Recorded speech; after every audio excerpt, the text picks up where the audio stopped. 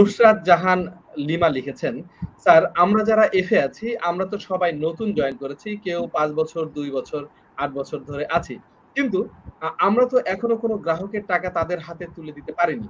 প্রতিটি বীমার মেয়াদ 12 বছর মেয়াদে করাতে হয়। তাহলে গ্রাহকের উদাহরণ হিসেবে কাকে সামনে তুলে ধরতে পারি, এই বিষয়ে কিছু যদি বলেন স্যার। আমি প্রশ্নটা বুঝিনি, অনেক বড় প্রশ্ন।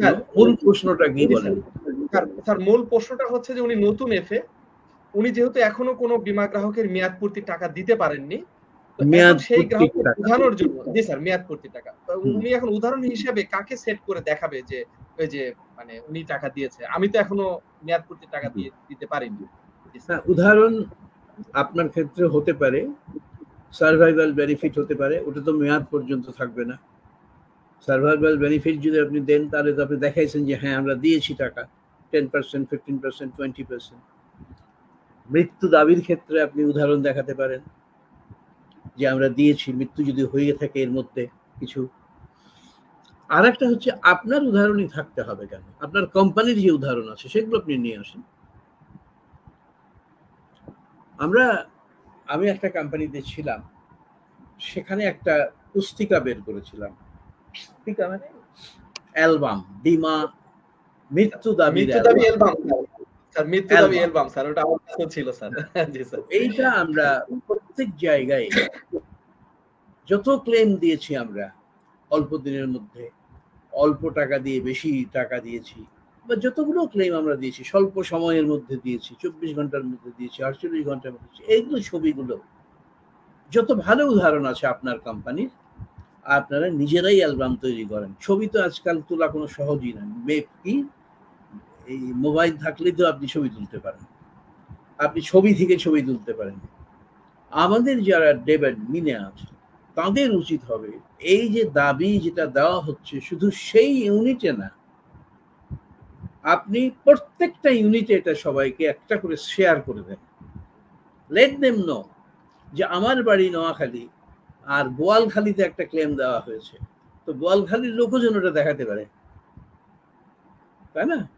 তো সুতরাং we must keep records that I have not paid, but ওই পাশের সংগঠনে দেখেন যে এতগুলো ক্লেম আমরা দিয়েছি, অমুক জায়গায় দিয়েছি। দেশের যে কোনো প্রান্তে যে কোনো ভাবে আপনি যে দাবিগুলো দিচ্ছেন সেগুলোই প্রমাণ যে দেখো আমার কোম্পানি এখানে কেউ মেয়াদ পূর্তি হওয়া পর্যন্ত অপেক্ষা না করেছে, সেগুলো তো আপনি দেখাতে পারবেন। আর বলবেন যে আমি চুক্তি ভঙ্গ করিনি। আপনি কি চান যে আমার গ্রাহক যারা আছে তারা এখনই মারা যাক আর মৃত্যু দাবি দেই? এইটা তো আমরা চাই না, কেউ গ্রাহকও চাইবে না। যে তাহলে কি আপনি চান যে আল্লাহ আপনার মৃত্যু দিক আর আমি লোককে দেখাই যে আমার অমুক গ্রাহক মৃত্যু হয়েছে? এই মানসিকতাও কিন্তু থাকে। আমাকে একজন কর্মী বলছিলেন যে স্যার, একটা যদি মৃত্যু দাবি দিতে পারতাম দেখতেন আমার ব্যবসা 5 গুণ বেড়ে যেত। সে কামনা করছে যে একটা লোক মরুক আসে মৃত্যু দাবি। না, এটা বীমা কর্মীদের কামনা নয়।